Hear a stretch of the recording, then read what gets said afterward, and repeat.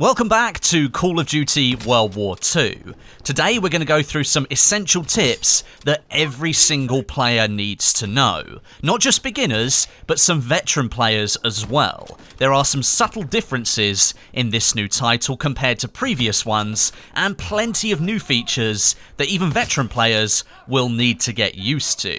As with my previous video on Call of Duty World War II, I'm running a giveaway in partnership with my network, who've sponsored this video, and we'll be handing out some collector's editions of Call of Duty World War II, and the big prize, a PS4 Pro. So for a chance to win, make sure you head down into the description and click the link to the giveaway page, but you will need to answer a question, so make sure you watch this video and listen closely. The first essential tip I can give you for Call of Duty World War II is sprinting. Sounds pretty trivial, I know, but there is a difference here. Veteran players might have noticed that the action of being able to shoot after sprinting, called sprint out time, is longer in World War II than it has been in previous titles, and that can have a profound effect on your ability to react to a situation. Also, within the last few entries of the franchise, heavily leaning on boost jumping and wall running mechanics, perhaps less people will have noticed this change overall. A simple adjustment, and remembering this change is really what most people will need to be able to adapt, but there is a surefire way to bring back that lightning fast reaction from sprinting to shooting. You can apply the Gunslinger basic training perk to the loadouts that you want quicker reactions on, and this will let you shoot whilst you sprint. It'll even let you shoot as you dolphin dive, giving you even greater flexibility in your gunfights. Next, you need to make sure you're regularly visiting headquarters. This is Call of Duty's new social space, and in fact, you should just head there as soon as you launch the game before you even get into multiplayer matches, and keep coming back during your gaming sessions. Make sure you check your mail and claim your free payroll every 4 hours. The moment you claim it, it starts the 4-hour timer again, and if you're playing for that long into the night, you can probably get it a couple of times a day. Headquarters is also the place that you can open up your supply drops, and you can earn those in a number of different ways. Firstly, just playing the game will get you plenty along the way, but you can also visit the quartermaster and put down your armory credits on the line through contracts. If you complete the contract, the quartermaster will reward you with supply drops, XP boosts, and armory credits again. You can also earn supply drops through orders. Head over to Major Howard and you can select up to 6 of these at a time to be tracked. 3 daily orders and 3 weekly orders at once will allow you to earn multiple rewards, but unlike contracts from the quartermaster, orders are not time restricted, so they're a little bit easier to complete.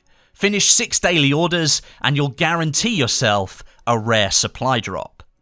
Tip number 3 is specifically for the SMGs, because they're the only weapons in Call of Duty World War II that currently have access to a suppressor attachment.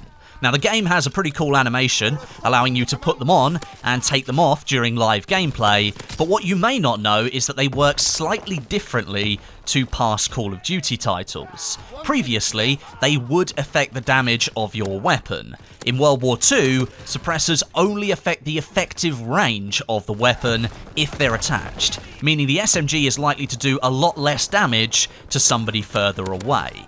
Up close, however, which is where SMGs work best, they're still going to pump out the damage massively, and you'll have absolutely no problem killing your enemy. It's also worth noting that suppressors keep you off the minimap when you're firing your weapon, which plays into a stealth role.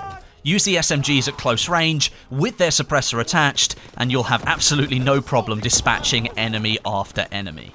Another thing that's worth paying attention to is the multiplayer audio. Now, usually in Call of Duty games you can hear when other people are shooting, and that might give you an audio cue as to where somebody is. But specifically in Call of Duty World War II, you need to be listening out for the shouts and the voices of your teammates' characters. These guys will be shouting out a lot of stuff, and that just adds to the World War II setting, but some of it is situational, and it could alert you to danger. Essentially, it's an audio spotting system where it will tell you where enemies might be. And I've heard this a couple of times, nearby friendly soldiers shouting out where an enemy is, maybe behind a crate, and lo and behold, the enemy was right there. Sometimes it can be hard to pick out these voices in all the gunfire and explosions, but they can be very useful in relative moments of calm, so it's worth you using them if you hear them. And lastly, some tips regarding weapons that I've gained from my first few hours of gameplay. The BAR is possibly the best weapon in the game right now. You can fire 3 bullets downrange and it's fairly easy to manage the hip fire, and you'll probably land a kill. It's an easy entry into multiplayer if you want an easy entry. The STG-44 is another good weapon. High rate of fire, it's a little bit difficult to control, but as you start grinding through the attachments, you can make it more stable. And I've taken a liking to the Lee Enfield rifle. This can one-shot enemies from the torso upwards, so as long as you're accurate, you're going to succeed with this weapon.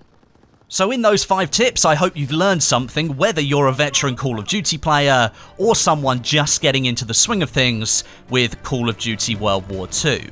Don't forget to now go down into the description and click the giveaway link. Go and enter yourself into our contest for some collector's editions of Call of Duty World War II and that PS4 Pro. All of this stuff is up for grabs, but you will have to answer that question, so I hope you've been listening intently to this video.